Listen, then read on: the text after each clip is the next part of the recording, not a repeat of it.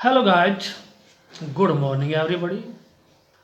आज मैं आपको हैव के रूप एक्सप्लेन करता हूँ। तो प्रेजेंट में हैव के रूप हैज हैव और पास्ट में है इसका हैड।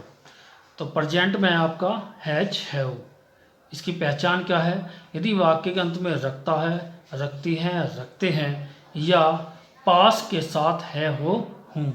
लेकिन मेन चीज़ आपको एक ही देखना है, यदि किसी चीज़ को रखने का सेंस आता है तो आपको हैज हैव रखना है। अब यहाँ पे देखिए, यदि सेंटेंस में पास आता है तो उस कंडीशन में हमारे सब्जेक्ट इस टाइप से चलते हैं, ठीक है। जैसे कि मेरे, मैं, हमारे, हम, उनके, वे, उसके, वह, तुम्हारे, तुम। तो ये हेल्पिंग वर्ब है आपकी हैज हैव। अब यहाँ पे चलिए, यदि आपका सब्जेक्ट सिंगुलर नंबर है जैसे कि ही शी नेम, तो आप यूज करोगे हैज। और यदि आपका सब्जेक्ट प्लूरल नंबर है तो आप यूज करोगे हैव, जैसे कि यू, वी, दे, आई, ठीक है। तो इनके साथ आप यूज करोगे हैव। जैसे कि फॉर एग्जाम्पल, मेरे मात्र 2 बहन है। अब यहाँ पे आप ध्यान दीजिए, अब न तो अंत में रखता है, रखती है, और न ही इसमें पास है। तो हमें मेन चीज़ देखनी है कि किसी चीज़ को रखने का भाव, सेंस। मेरे 2 बहनें हैं अर्थात मैं 2 बहन रखता हूँ, ठीक है। तो मेरे का मतलब हुआ मैं, और मैं की हुई आई।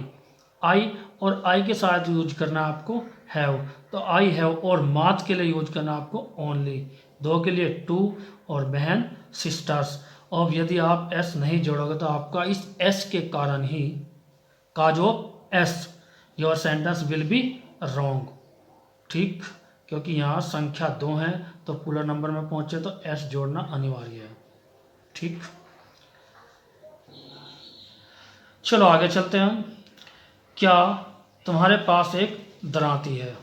अब देखो, इस सेंटेंस में आया पास, ठीक।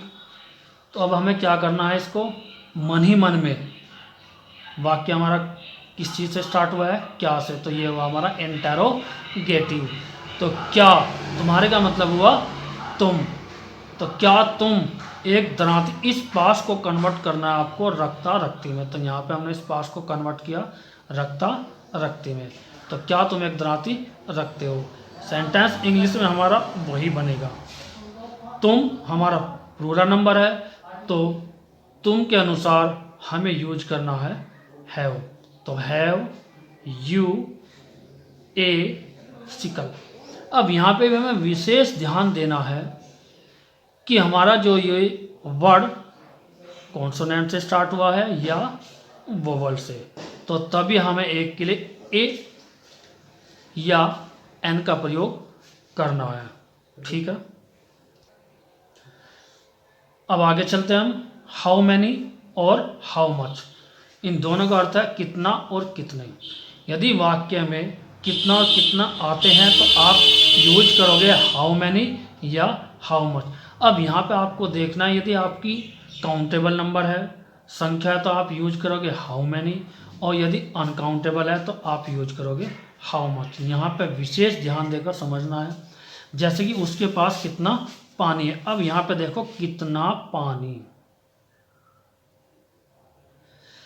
अब यो जो है हमारा पानी नाउन, इसके अकॉर्डिंग ही हमें हाउ मच या हाउ मैनी का प्रयोग करना है। पानी क्या है? अनकाउंटेबल है, तो हमें यूज करना है हाउ मच। और ये जो आपका नाउन है, ये हाउ मैनी और हाउ मच के साथ ही लेना है। कभी भी गलती नहीं करना कि how much has he water, तो your sentence will be wrong. तो ये बना हाउ मच वाटर, और फिर हमें देखना अपना सब्जेक्ट, उसके उसके का मतलब हुआ वह, और वह के साथ आएगा हैज।